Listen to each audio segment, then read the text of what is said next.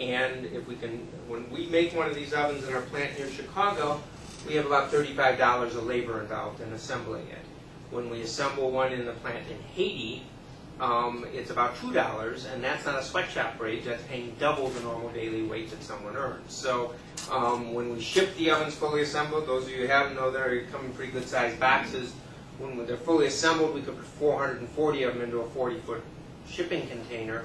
When we sell the parts, we can actually put the parts for 1,800 unassembled ovens in a 40-foot container. So we can reduce the cost of the ovens by making them in the countries where they're going to be used. Currently, we have a plant in Haiti.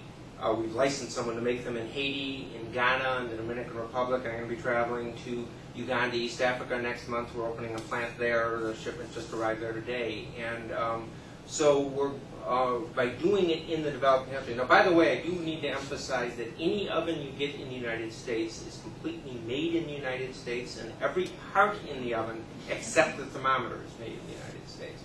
And unfortunately, 2 years ago, the last thermometer manufacturer that made a thermometer that are working here moved the manufacturing out of the country. So the thermometer does come from China, but the aluminum, the screws, the bolts, the plastic, everything else in the United States.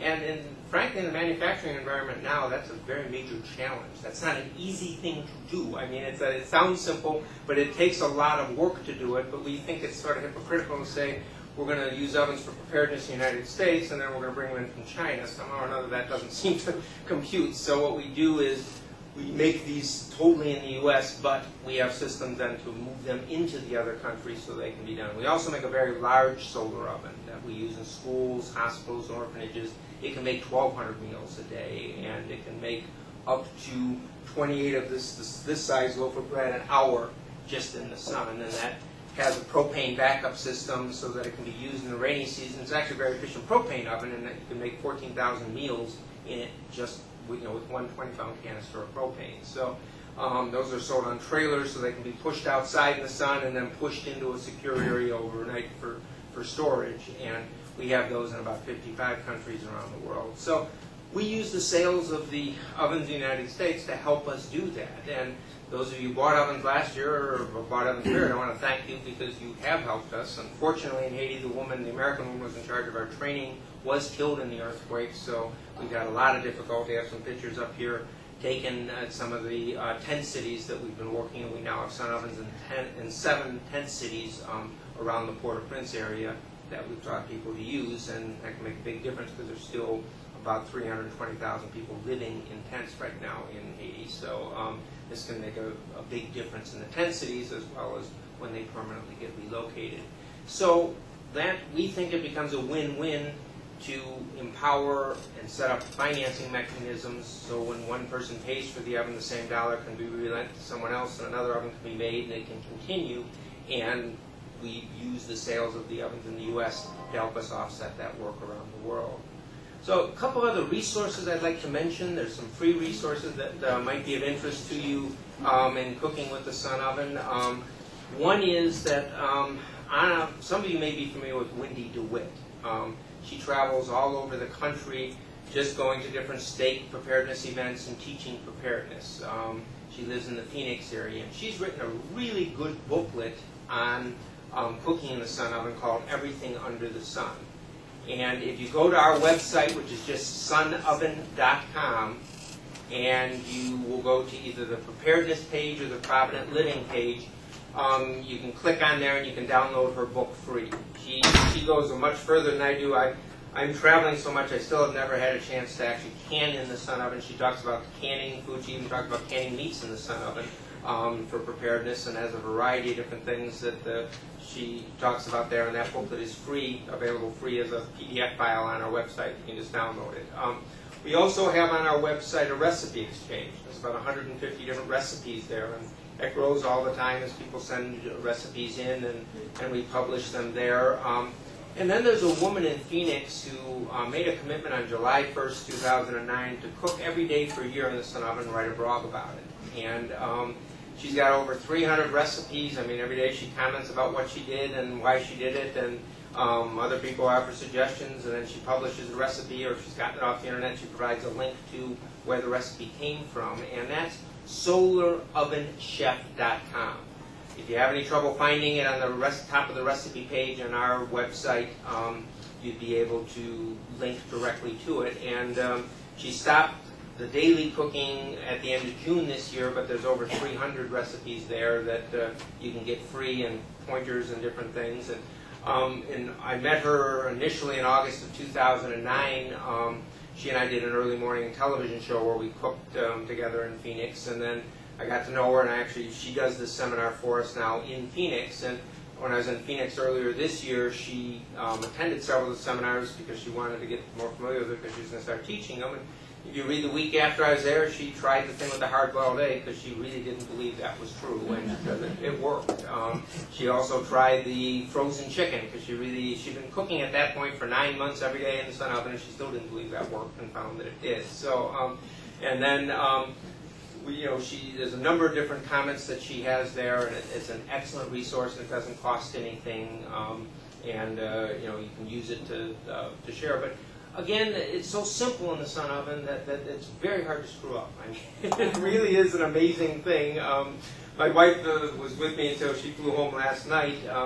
And, I mean, it's funny because I never cooked until I started working with the sun ovens. Now I go over the world teaching cooking, and, she locks the kitchen door if I come near her. She says she doesn't trust the way I cook. It's not that. She just, for some reason, doesn't think I clean good enough when I do it. I don't know if anybody else has ever experienced that. But, it really is a forgiving way to cook and a fantastic way to cook, and allows you then to, as I say, save money, improve the quality of the food. Complex carbohydrates break down slowly, which enhances the taste, and it really is a healthier way of cooking. So now I'd like to open up to questions, and then I'll explain focusing after we do that. Yes? Where do we get the water purifier? It's on the list that will be emailed. If you're on the email list, do you have one of the order forms from the email list? Is it the September one? Yes. Is that on the September one? It's on the September order form. And so is the oven and some pans and stuff. Yes. Can you cook? Obviously, it's going to affect it because of following the sun and things. But can you keep it in the house at the window? Okay. We say that if you're going to buy a sun oven, to try to do it through a window. Don't. It depends totally on. You've got a south-facing window, and then it depends on the lead content of the glass that you're doing it through. So some people do it, and some people do it very successfully, but others don't. So we say if that's your intention, don't get it for that reason because it may not work. If you know someone who has one, borrow one if that was your intention, and be sure it worked, but don't buy it with that in mind. Automatically, you're going to lose about 20% of the sun through the window. So it has to be really perfect conditions, and it can be done, but it's just not going to be consistent. So we say don't buy it with that because you may be very disappointed. I've never seemed to be able to get my temperature high enough to begin with. It just never seems to go over like 300 ever. Okay. Now, let me explain focusing, and the reason I'll do that, and then you can take it. Almost always, when someone tells us that that's the situation with their sun oven, it's almost always because of overusing the back leg. Now, in the summer, between May and August, if you are cooking in the sun oven anywhere in the daytime, anywhere from, say, 9:30, 10 o'clock in the morning to 4 in the afternoon, the oven should be sitting flat on the ground. You should not be using the leg at all. And people have a tendency to think, oh, if I raise the leg, it's going to get more sun. And so let me explain focusing, and then we'll take more questions. Now, there's two ways to focus the sun oven. One is you stand behind it and you look at the shadow. So I'm going to pass this photo around, and you'll see that if you look, the shadow is even on both sides of the oven. So if you just take a look at it and then pass it back. So does the shadow have to be? So right now we're talking, there's two ways, we're just talking about one of them, okay? But the back part of the shadow, does that make a difference too? Well, the shadow, if you look at this picture, you'll notice that right next to the oven, the shadow is even. Mm-hmm. And that's what you want it to be, is exactly even on both sides. Behind it, there's a little bit of distortion because it's on a slight hill there, but you know, it